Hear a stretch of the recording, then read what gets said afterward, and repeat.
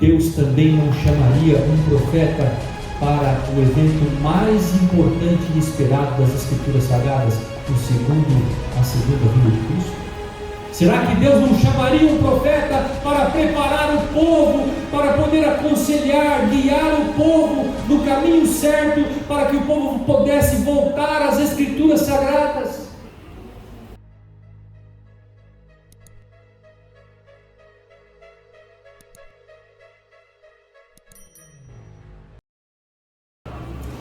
Eu quero que você agora tome a palavra, a Bíblia, e vamos trabalhar com a palavra, a nossa única ferramenta que temos. Essa ferramenta tem poder. Abra a sua Bíblia em João, Evangelho de João, capítulo 1 do Evangelho de João. E com reverência, silêncio, nós vamos agora abrir a palavra e vamos ler a palavra.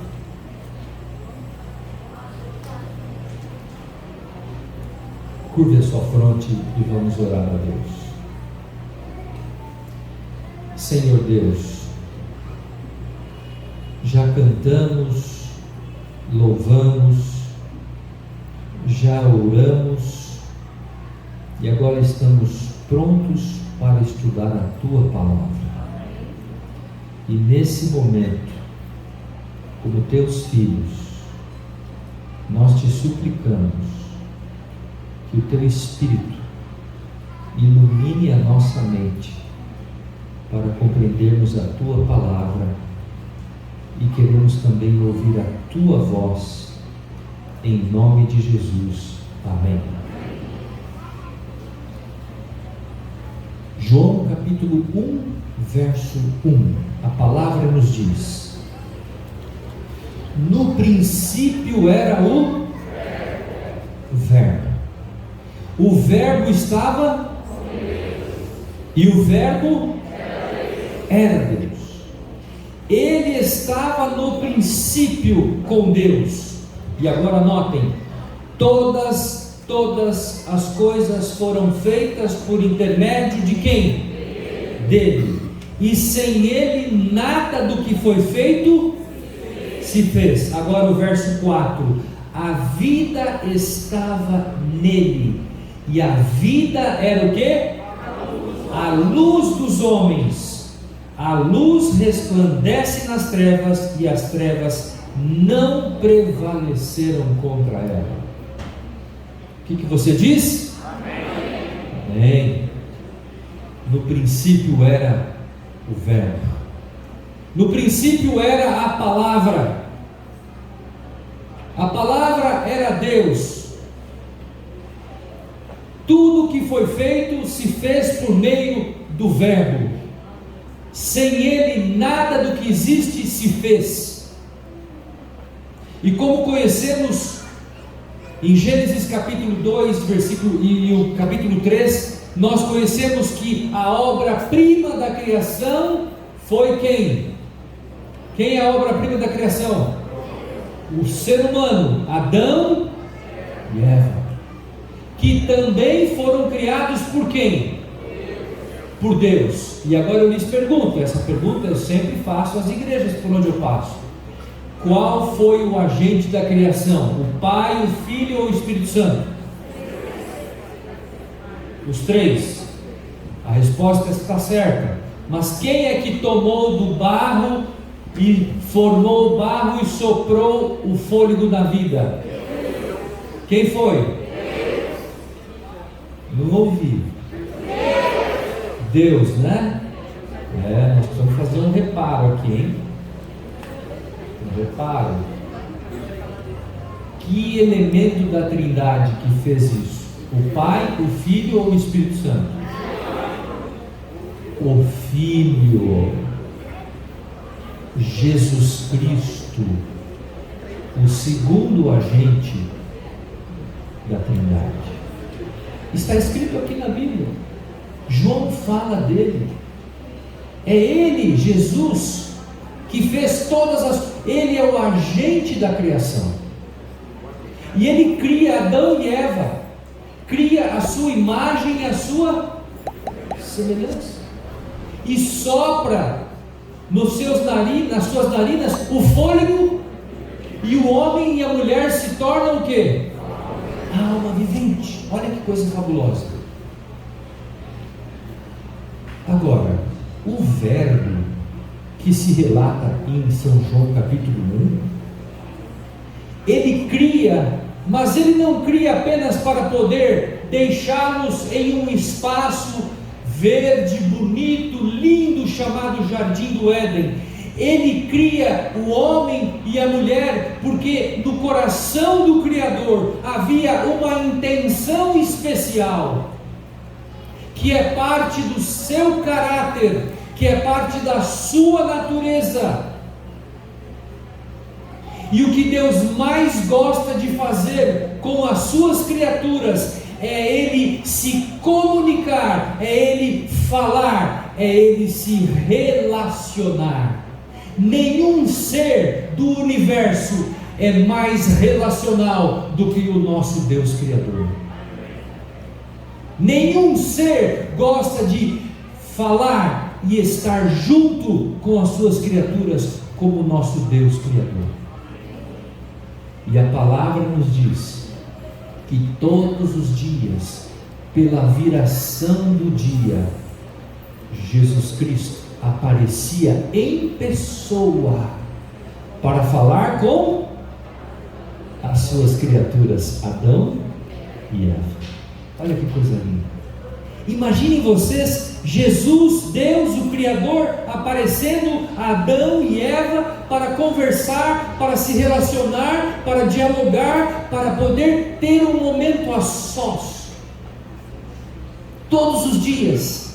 E eu imagino, nós falamos dia do professor, e eu me considero um professor, sou professor há mais de 30 anos, não sei se parece, mas é isso aí, 30 anos, eu já dei muita aula, pessoal, de manhã, de tarde, de noite, de madrugada, aula para tudo quanto é lugar do mundo. Mas eu imagino o Criador chegando para eles, e não só conversando e se relacionando e brincando e dando risadas, mas eu vejo um Criador ensinando coisas para eles. E eu quero dizer a vocês uma coisa: a obra da educação cristã, ela começa no Éden, e esta obra nunca terá fim, porque nós na eternidade seremos eternamente alunos e estudantes do nosso Deus Criador. Nós sempre estaremos aprendendo alguma coisa. E eu vejo Jesus sentado com os seus dois, com o casal, ensinando-os lições preciosas sobre o céu, sobre as estrelas, sobre as plantas, sobre os pássaros, sobre os animais. Jesus ensinava coisas preciosas, coisas valiosas, e ensinando coisas sobre também o cuidado do coração. Mas eu posso destacar uma coisa neste momento.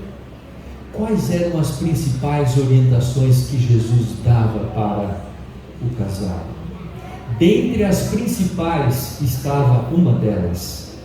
Jesus e Deus e o Espírito Santo, que participaram do momento da criação, eles decidiram colocar no meio do jardim uma árvore famosa, chamada árvore do quê? Da vida. Mas ao próximo à árvore da vida havia uma outra árvore chamada o quê? A árvore da ciência do bem e do mal. E Jesus, claramente como seu pai, como seu criador, disse àquele casal: olha, vocês estão vendo daquela árvore? Aquela árvore é a árvore da ciência do bem e do mal. Por favor, olhem e escutem com atenção. Não cheguem perto dela. Não toquem nessa árvore.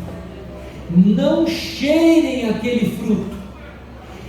Não se aproxime daquele lugar. aquele lugar é um lugar perigoso. Agora, vocês estão vendo aquela árvore ali? Aquela árvore é da ciência, aquela árvore é a árvore da vida. Aquela, vocês podem ir lá e comer do fruto, porque esse fruto vai trazer o quê? Longevidade, saúde, disposição. Mas olha, a história não para por aí, sabe por quê? Porque os anjos de Deus, os enviados, emissários de Deus, vieram avisar o casal também, que eles não deveriam o quê? Se aproximar daquela árvore, e nem mesmo comer daquela árvore, dos frutos daquela árvore. Os anjos vieram, Jesus falou isso para o casal. Agora abra a sua Bíblia comigo no primeiro livro da Bíblia, Gênesis, capítulo 3. Queridos, aqui começa a sua e a minha história, a nossa história. E às vezes a gente fica perguntando, por que o casal pecou? Por que eles comeram? Por que eles foram desobedecer a Deus? E eu fico perguntando, e se eu estivesse no lugar deles? E se você estivesse no lugar deles?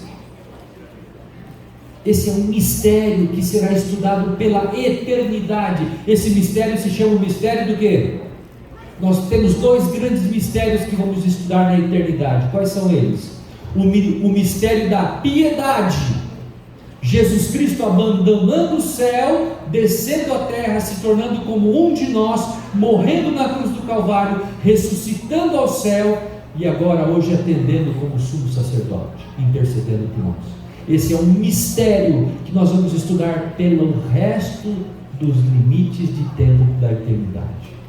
Segundo grande mistério, chamado o mistério da iniquidade. Então, dois mistérios: piedade, Cristo e seu sacrifício. Segundo, iniquidade, o mistério que explica o quê? A origem do mal e do pecado surgindo do céu. Isso é um mistério. Por que Satanás foi pecar? Por que Adão e Eva escolheram pecar? Isso é um mistério que um pastor não pode explicar, um teólogo não pode explicar. A Bíblia não explica isso. A Bíblia fala do amor, da graça, do perdão, da salvação. A Bíblia fala do juízo, da destruição dos ímpios que rejeitarem a oferta de graça de Cristo. Mas a Bíblia não fala por que o pecado surgiu no universo. A Bíblia fala do orgulho de Satanás, que diz lá em Isaías: eu subirei às alturas, eu me exaltarei, eu serei igual a Deus, não é? Isso fala lá no profeta Isaías, fala sobre isso. Mas queridos, olha o texto, abra sua Bíblia, Gênesis capítulo 3, com todas as orientações dadas por Deus, pelos anjos. Versículo 8, Gênesis 3, olha lá o que diz a palavra. Quando ouviram a voz do Senhor Deus, que andava no jardim pela viração do dia, esconderam-se da presença do Senhor, o homem e sua mulher, por entre as árvores do jardim. Olha o verso 9. E chamou o Senhor Deus ao homem e lhe perguntou: o quê? Onde estás?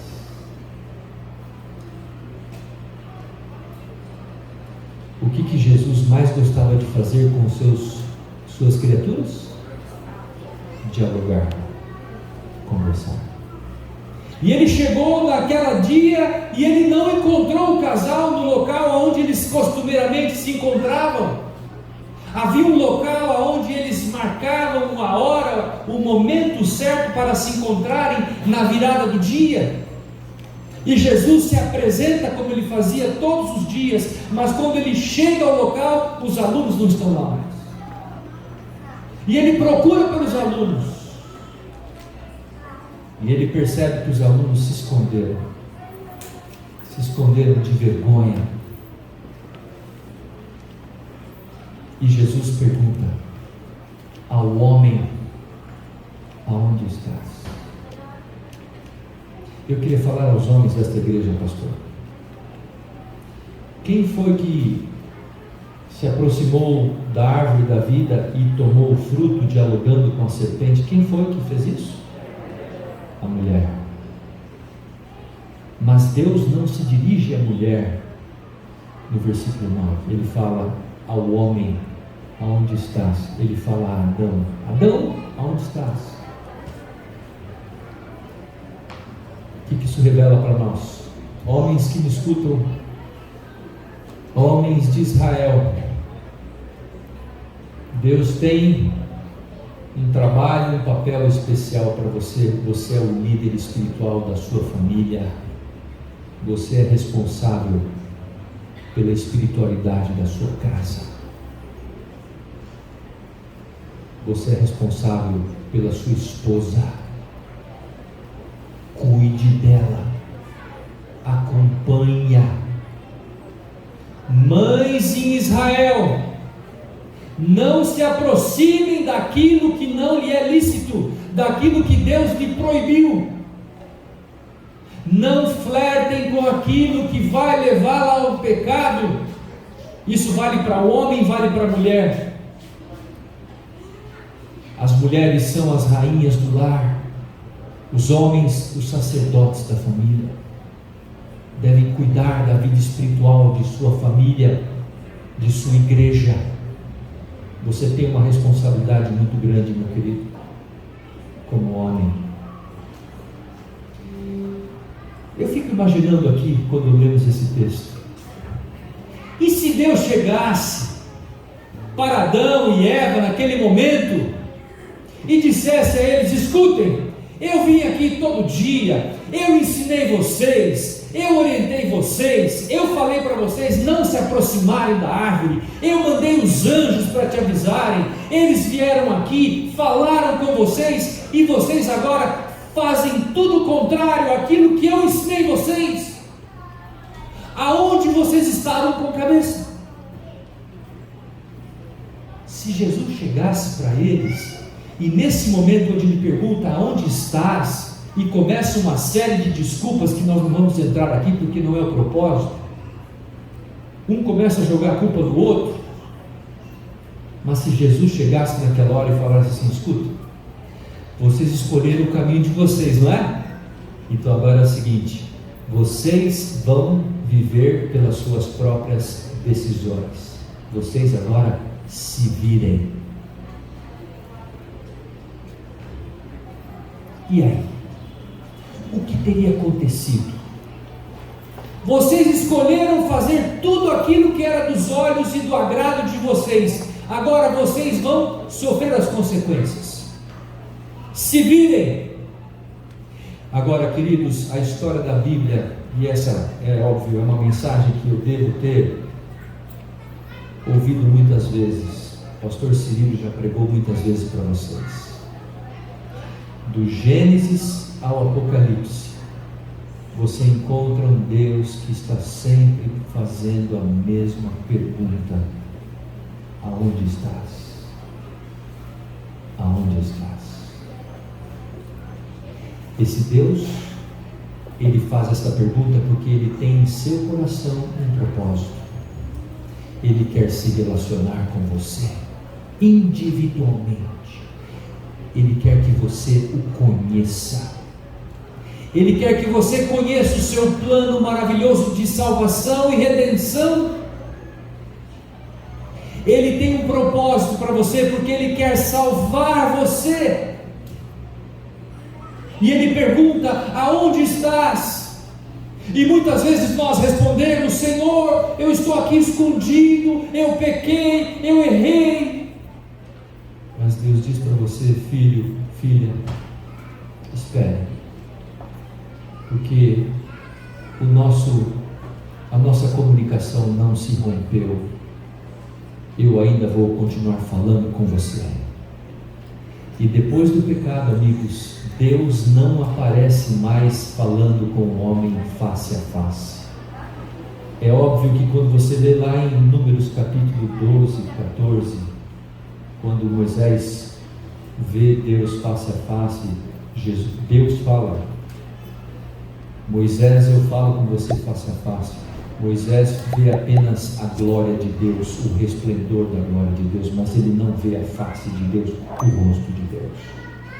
Porque todo aquele que vê o rosto de Deus é o quê? É consumido.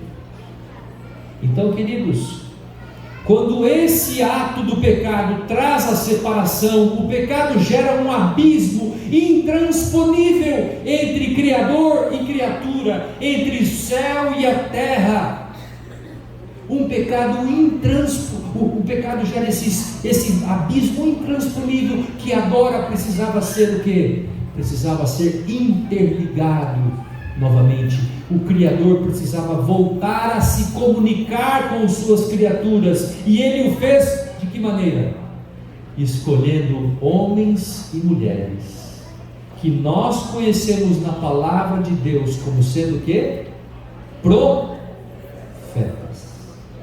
que são enviados, que são emissários, que são porta-vozes, que falam em nome de Deus, que falam por meio do poder de Deus, que comunicam a vontade de Deus, que guiam o povo de Deus, que orientam a igreja de Deus.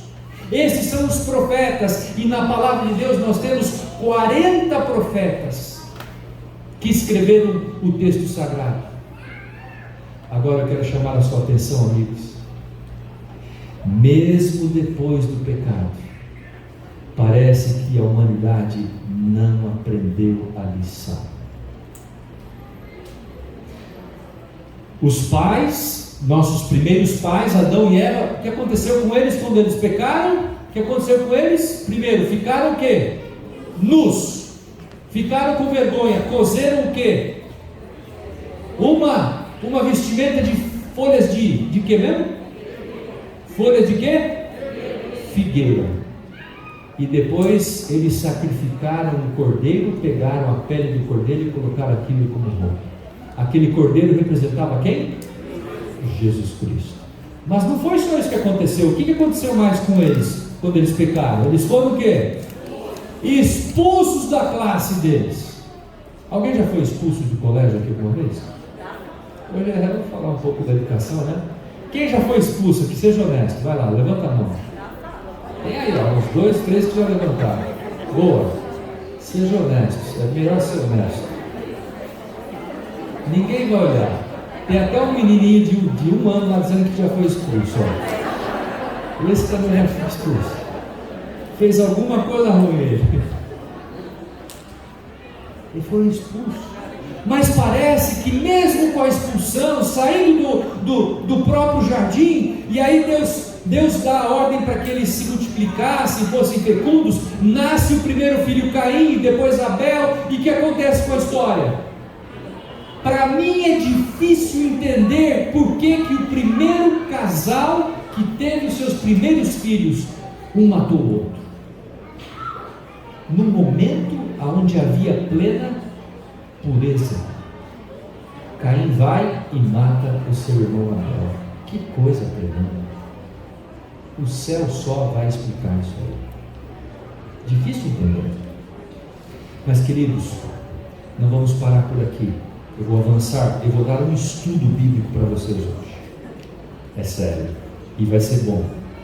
Olha, quando Deus suscita, quando Deus levanta e Deus cria uma nova estratégia para poder manter a sua comunicação com o ser humano, Ele escolhe os profetas. Mas sabem vocês de uma coisa? Os profetas geralmente são chamados em tempos onde há muita pecaminosidade, muita idolatria, muita confusão, quando o povo geralmente vira as costas para Deus e não quer ouvir a palavra de Deus.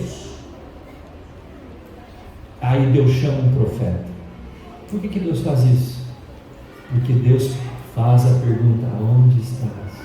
Eu não quero perder vocês, vocês são meus filhos, eu amo vocês, e eu sempre vou estar atrás de vocês, eu vou orientar vocês, eu vou dar conselhos para vocês. A palavra de Deus é o nosso guia, é a nossa bússola.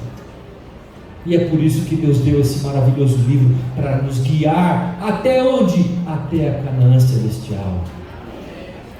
Agora, queridos, primeira pergunta do sermão, valendo 50 pontos na média.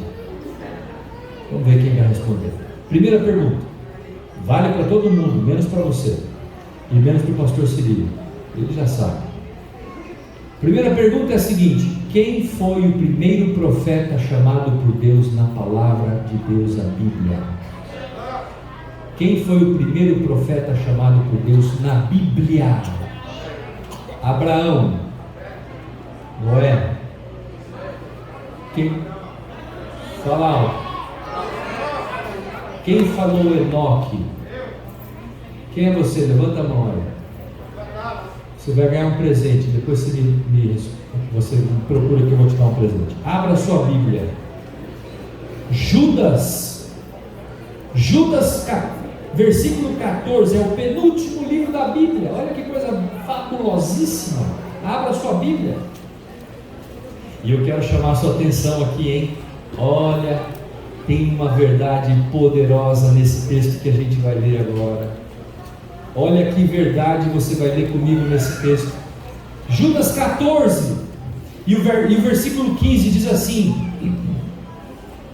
quanto a estes, foi que também profetizou quem? Enoque, o sétimo depois de Adão. Eis, agora, olha o que Deus profetizou para ele. Olha bem, leia comigo aí. Eis que veio o Senhor entre as suas santas, o quê? Miríades, para exercer juízo contra todos, e para fazer convictos todos os ímpios, acerca de todas as obras ímpias que impiamente praticaram, e acerca de todas as palavras insolentes que os ímpios pecadores proferiram contra ela. Queridos, eu quero fazer uma outra pergunta. O primeiro profeta que Deus chamou para ser o seu porta-voz, ele teve uma visão, e nessa visão Deus revelou o que para ele? Fala alto, Deus revelou o que para ele? A segunda vinda de Cristo, não a primeira. A primeira, vários profetas falaram da primeira vinda, vários profetas. Mas Enoque vê o que? A segunda vinda. E fala aqui que ele viu o Senhor em santas miríades. Ele usa a expressão, olha aqui, ó. Eis que veio o Senhor entre suas santas miríades. Agora eu quero fazer uma outra pergunta para você. Quem que foi o outro profeta na Bíblia que viu a segunda vinda de Cristo? A segunda vinda de Cristo. Quem mais? Enoque é o primeiro. Quem foi o outro? Noé? Não. Quem é o outro? Jó. Qual é o texto? Tudo bem, sem problema. Você pode até defender o seu texto. Tudo bem. João. Qual o capítulo de João no Apocalipse que destaca a vinda de Cristo? Apocalipse 19 fala da vinda de Jesus Cristo. Será uma apoteose fantástica. É interessante a gente observar como Deus trabalha, né? Presta atenção, irmão Marcos. O primeiro profeta vê a volta do Senhor Jesus, e o último profeta da Bíblia vê o quê? A volta de Jesus. Que coisa tremenda isso. O primeiro, Enoque, e o último, João. Deus revela isso para eles. Tem algum propósito nisso? Tem. Sabe por quê? Porque todos os profetas da Bíblia, quer sejam eles canônicos ou não canônicos, viveram a expectativa do dia da volta do nosso Senhor Jesus Cristo, que é conhecido na Bíblia, Apocalipse 10, como sendo o quê? O mistério de Deus, o grande mistério de Deus. o dia da vinda do Senhor Jesus Cristo. Daniel morreu sem saber. João morreu sem saber. Noé sem saber. Davi sem saber. Todos. Eu creio, vou falar uma coisa aqui séria para vocês agora, que muitos profetas gostariam de viver em nossos tempos, para poder ter o conhecimento da Bíblia toda, para tentar entender o fenômeno do grande mistério de Deus, do dia da segunda vinda do seu Filho Jesus Cristo. Esse é o grande mistério de Deus. Mas, queridos, vamos agora a Gênesis 6. Abra sua Bíblia em Gênesis 6. Introduzimos o primeiro casal. Agora vamos introduzir um próximo profeta. Noé. Noé foi um profeta chamado por Deus. Noé viveu um dos tempos mais escuros da história da humanidade. Ele viveu no período chamado período pré-diluviano, um período onde a Bíblia fala, Gênesis capítulo 6, verso 5, diz assim: viu o Senhor que a maldade do homem se havia o quê? Multiplicado na terra, e que era continuamente mal todo o desígnio do seu coração. Agora olha o verso 6 que diz, queridos, olha o verso 6: então o que? Se arrependeu o Senhor de ter feito o homem na terra. E isso que aconteceu?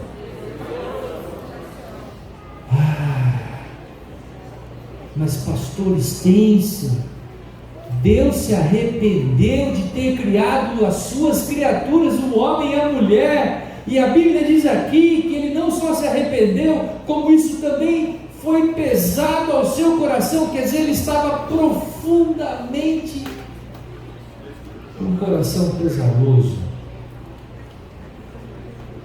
de ter criado o homem e visto como que o pecado havia tomado conta da humanidade. Mas em meio àquela situação, querido, sabe o que ele fez? Chamou um homem chamado Noé. E Noé pregou quantos anos? 120 anos.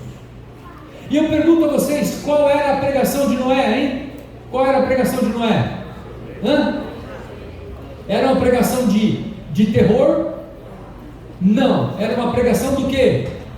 De graça, de misericórdia.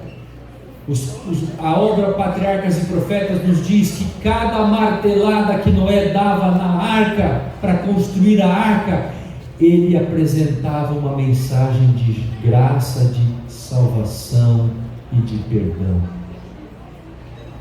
Cada martelada que ele dava na arca, para construir aquela grande obra, e ele dizia: quem quiser ser salvo, entre na arca, entre na arca. Eu queria fazer só um parênteses para vocês.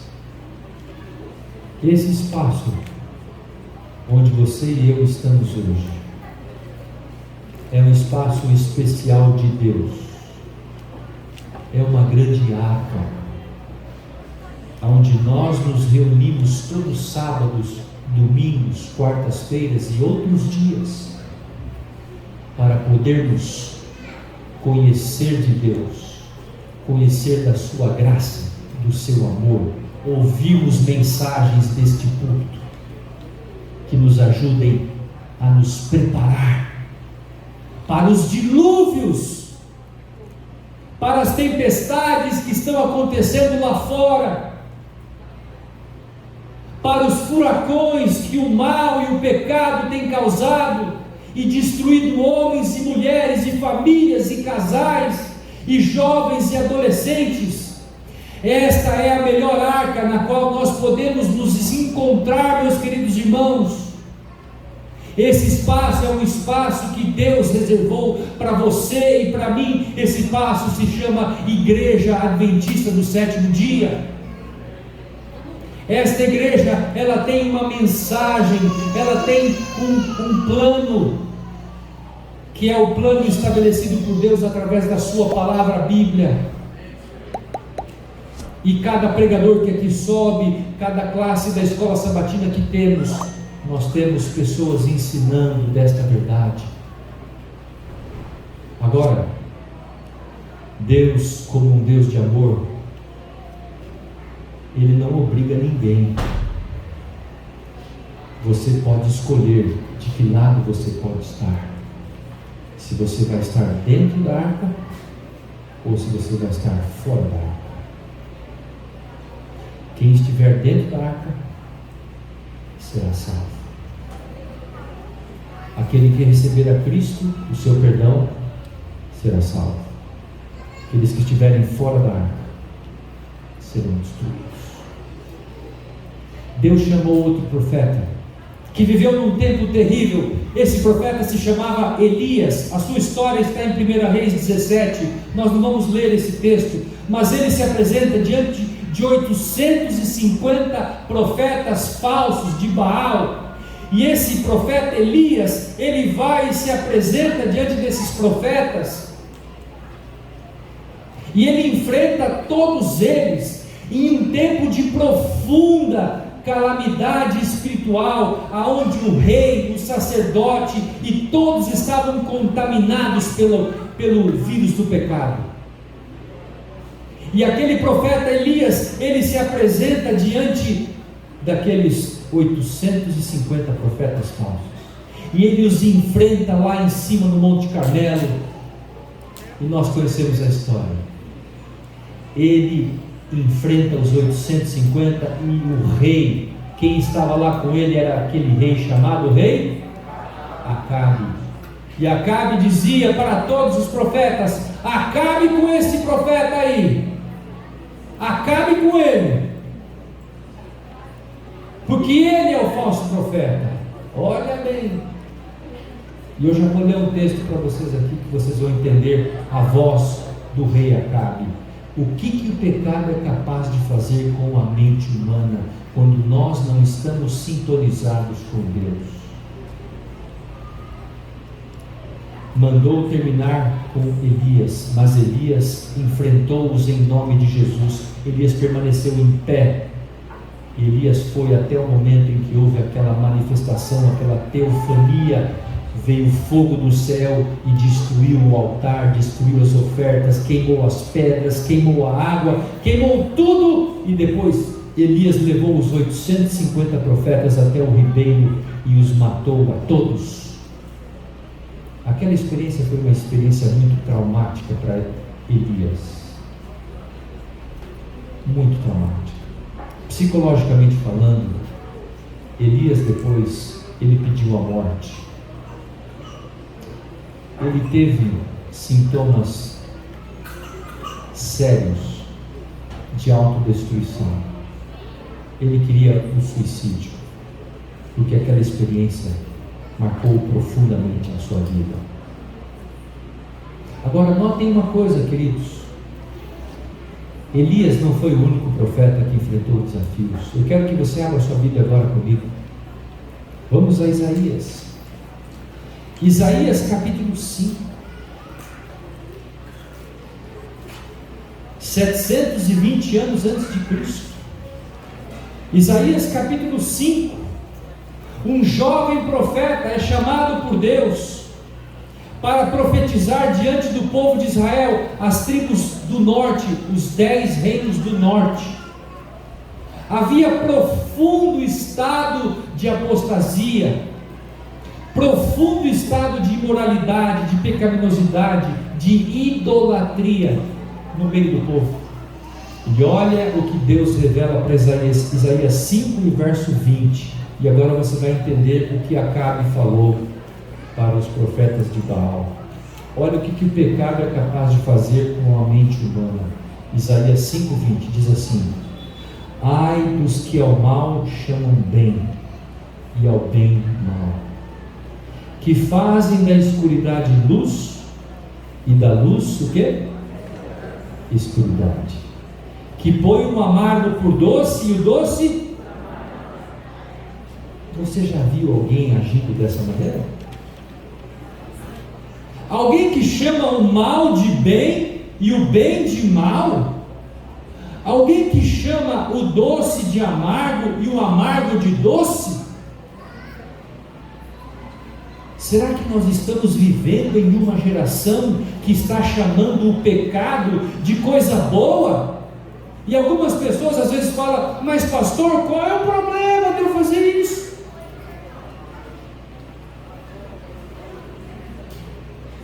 Qual é o problema?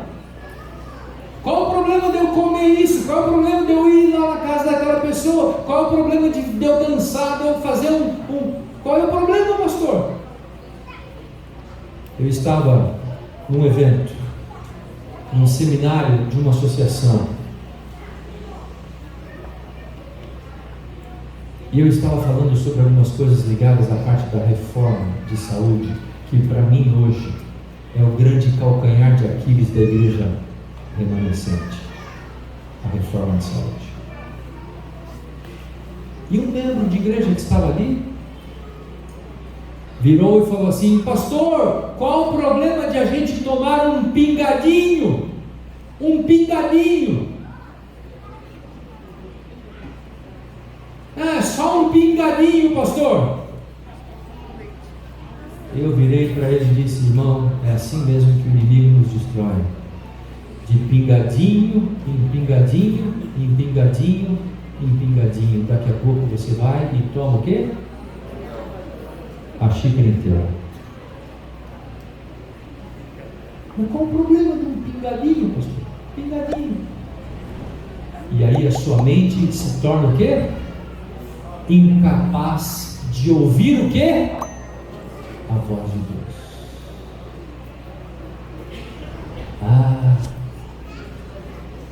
Essa história é uma história séria.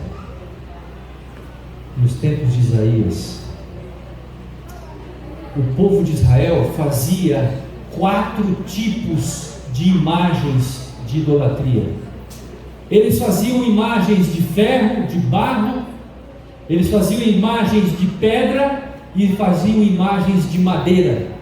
Eles esculpiam isso em 4 tipos de imagem, em 4 tipos de materiais. Muitos desses indivíduos que eram idólatras da igreja do povo de Deus amarravam esses deuses nas suas roupas, colocavam esses deuses no seu bolso. Alguns colocavam esses deuses e essas esculturas no seu pescoço, nas suas orelhas, penduravam nos seus calcanhares. Alguns até tinham oráculos para carregarem esses deuses quando eles viajavam ou quando eles iam de uma distância pequena a uma distância maior. 4 tipos de deuses de materiais diferentes. E eles adoravam esses deuses, deuses que não falavam, que não ouviam, que não podiam fazer nada. Mas eu queria fazer agora uma pergunta para esta igreja em nome de Jesus. E esta mensagem é para você, é para mim, para todos nós. Abra sua Bíblia em Isaías capítulo 42. Isaías 42 e o versículo 17. Isaías 42 e o versículo 17. Parem para pensar um pouco agora em nome de Jesus. Veja se Deus vai falar com você agora nesse texto. A palavra diz assim: tornar-se-ão atrás e confundir-se-ão de vergonha os que confiam em imagens de escultura e as imagens de fundição dizem: vós sois o quê? Eu queria fazer uma pergunta para você em nome de Jesus agora. Será que nós temos hoje alguns deuses de fundição que nós carregamos em nossas mãos, em nossos bolsos? Será que esses deuses estão comunicando mensagens para nós, estão nos atraindo? Será que as nossas decisões não estão sendo influenciadas pelas ideologias desses deuses que nós carregamos conosco em nossos bolsos, em nossas bolsas? Eu vou provocar vocês. Será que esse aqui hoje não tem se tornado o nosso grande Deus? Tomado todo o nosso tempo, a nossa atenção? Será que às vezes nós não estamos guiando e pautando a nossa vida espiritual por meio desses dispositivos? E eu queria agregar uma ideia para você pensar comigo agora, em nome de Jesus. Nos tempos de Isaías, os deuses eram de barro, ferro, madeira e pedra. Hoje, os deuses são deuses virtuais, digitais. E muitas vezes esses deuses estão interferindo tanto na nossa vida que nós não estamos conseguindo enxergar e compreender o maravilhoso plano da salvação em Cristo Jesus. Sabe por quê? Porque cada vez que eu me assento e passo 4, 5, 6 horas vendo uma série de televisão, vendo uma série da Netflix, vendo um post, um YouTube ou alguma coisa que traz uma ideologia à minha mente, o que isso está fazendo? Isso está anestesiando a minha mente e impedindo-a de compreender o plano de Deus e, sobretudo, de ouvir a voz do nosso Deus Criador. E às vezes, aquilo que é mal, chamamos de bem, e o que é bem, chamamos de mal. O que é doce, chamamos de amargo, e o que é amargo, chamamos de doce. Agora olhem o que diz o capítulo 41 e o verso 29 desse mesmo livro, Isaías 41, de 29. Olha como que Deus enxerga esses deuses. Olha como que Deus enxerga esses dispositivos que se apresentam como deuses, mas que não são deuses, são falsos deuses, não são verdadeiros. Isaías 41, 29 diz assim: eis que todos são o quê? Nada. As suas obras são o quê? Coisa nenhuma. As suas imagens de fundição são o quê? Vento e vácuo. Queridos amigos e irmãos em Cristo, aí está o trabalho do profeta. Falar em nome de Deus. Às vezes o profeta fala coisas que são o quê? Duras ao coração do homem. Eu queria agora fazer uma reflexão com vocês e eu já vou encerrar o tema. Quantos anos tinha Daniel quando foi para as cortes de Babilônia? Quem sabe? 17 anos. Quantos anos tinha José quando foi vendido pelos seus irmãos para ser um escravo no Egito? 17 anos. De acordo com os cronologistas, quantos anos tinha João Batista quando começou o seu ministério profético? 17 anos.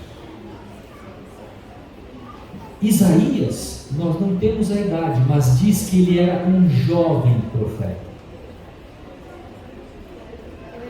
Uma perguntinha só para refrescar a memória: quantos anos tinha esta jovem quando ela foi chamada por Deus para ser uma profetisa? 17 anos. Pastor Estêncio, o que Deus tem com 17 anos? O meu assistente que está aqui tem 18 anos. Ano passado ele tinha 17. Pastor Estêncio, o que Deus tem com 17 anos? 17 anos é aquela típica fase na vida em que o indivíduo se levanta e fala: o que eu vou fazer na vida? O que eu vou ser? Qual a profissão que eu vou escolher? Com quem eu vou namorar? e a pessoa fica meio olhando para cima, pedindo a misericórdia de Deus, perguntando aos professores para onde eu vou, e é nesse momento que Deus se aproxima e diz assim: vem aqui, meu filho, porque eu tenho uma missão para você. Eu tenho uma missão para você. Você vai ser um instrumento vivo usado em minhas mãos para poder anunciar a salvação eterna em Cristo Jesus. O que você disse? Amém. Esses são os profetas da palavra de Deus. Esse livro, amigos, não é um livro de registros da história, não. Esse livro não é um registro da história do povo de Deus. Esse livro não é um livro poético apenas. Esse livro não é um livro de leis apenas. Esse livro não é um livro que conta a história do início da igreja cristã primitiva apenas. Esse livro não é um livro que conta a história da criação. Esse não é um livro que conta apenas a história do final dos tempos. Olhem para mim agora em nome de Jesus todos. Liguem as suas antenas, que eu vou dizer uma coisa importante. Esse livro é um convite de salvação da parte de Deus para nós. É um convite de salvação. É a manifestação pura, clara e genuína da graça de Deus expressa na pessoa do seu Filho amado Jesus Cristo. É isso que esse livro faz. E é exatamente isto também, queridos, que foi o motivo pelo qual Deus chamou esta profetisa, Ellen White, com 17 anos, para poder escrever mais de 100.000 páginas de manuscritos iguais a este que eu tenho aqui em minhas mãos, que eu vou mostrar para vocês agora. Ela escreveu mais de 100.000 páginas, compondo hoje mais de 150 livros publicados na língua inglesa, e mais de 100 livros já traduzidos para o português. Essas mensagens dos testemunhos foram dadas também como uma oferta de graça da parte de Deus para a igreja remanescente de Deus. Sabe por quê? Porque em tempos críticos Deus sempre chama um profeta, um porta-voz. Querem ver? Quando Deus foi destruir o mundo por água, pelo dilúvio, quem que Deus chamou para ser o seu profeta? Noé. Quando Deus foi enviar o seu Filho amado Jesus Cristo ao mundo, na primeira vinda, quem Deus chamou para ser o seu profeta? João Batista. Eu pergunto a você, se nesses dois grandes momentos da história da humanidade e do povo de Deus, Deus chamou um profeta, eu pergunto, Deus também não chamaria um profeta para o evento mais importante e esperado das Escrituras Sagradas, a segunda vinda de Cristo? Será que Deus não chamaria um profeta para preparar o povo, para poder aconselhar, guiar o povo no caminho certo, para que o povo pudesse voltar às Escrituras Sagradas? Foi isso que Deus fez por meio desta jovem, 17 anos de idade. E hoje à tarde eu convido você para que esteja aqui às 4 horas, porque nós vamos continuar estudando esse tema do dom de profecia. Vamos entrar no tema da vida e da obra desta profetisa. Hoje de manhã estudamos a palavra, a Bíblia. Hoje à tarde vamos ver como que Deus continua o processo de revelação da sua vontade por meio de um profeta pós-canônico. Deus continuou revelando verdades. Ele não complementou a Bíblia. Os testemunhos não são um complemento da Bíblia, não. A Bíblia é sua própria intérprete, a Bíblia é sua própria expositora, como diz Ellen White. Portanto, Ellen White é na verdade uma continuação da revelação dada por Deus através dos Escritos Sagrados da Bíblia. Ou seja, Deus continua ainda falando por meio de profetas, orientando a sua igreja. E o que acontece aqui? Essas duas fontes, elas estão em perfeita harmonia, não há nenhuma rota de colisão entre uma com a outra. Você não vai encontrar um profeta de Deus, escolhido por Deus, falando contrariamente ao outro que ele já escolheu no passado. Se o profeta é verdadeiro, como diz a Bíblia, à lei e ao testemunho, se eles não falarem, jamais verão a alva. Isaías 8, verso 20. Percebe isso? Queridos amigos e irmãos em Cristo, agora eu quero ler com vocês o último texto. Esse último texto, eu quero só chamar a sua atenção. Abra na segunda carta de Paulo a Timóteo. Segunda carta de Paulo a Timóteo. E vamos ler esse texto. Capítulo 4. Versículo 3. Segunda carta de Paulo a Timóteo, capítulo 4, e versículo 3. Olha o que a palavra de Deus nos diz. E aqui a gente encerra esse momento de estudo da palavra. Diz a palavra, verso 3 do capítulo 4: pois haverá tempo em que não suportarão o quê? Falem alto. Em que não suportarão o quê? Pelo contrário, cercar-se-ão de mestres, segundo as suas próprias cobiças, ou seja, a sua própria vontade, como que sentindo coceira onde? Nos ouvidos. Isso que o pastor falou hoje aí, deu só uma coceirinha no meu ouvido, eu vou para casa tranquilo, minha consciência está tranquila.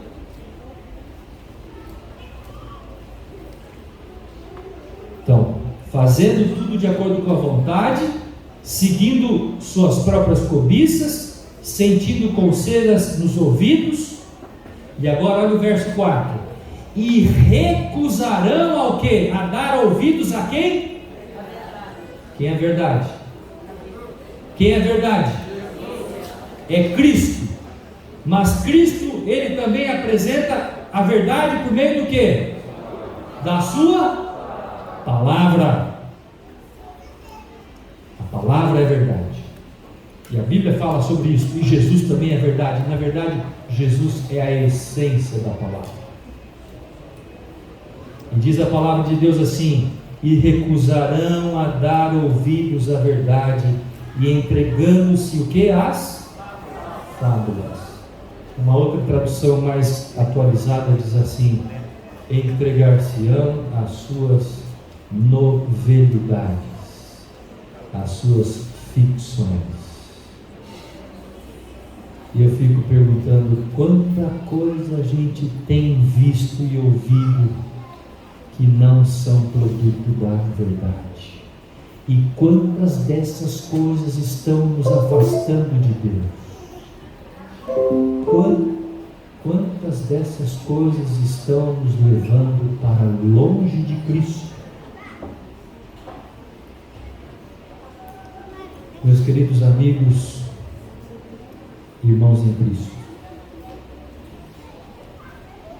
Hebreus capítulo 3 fala: se hoje ouvirdes a minha voz, não endurçais o vosso coração. Esse é o convite de Deus, e é o convite deste servo que eu faço a vocês em nome de Jesus neste sábado. Que Deus abençoe a todos vocês. Nos encontramos hoje à tarde às 4 da tarde. Que Deus abençoe. Amém.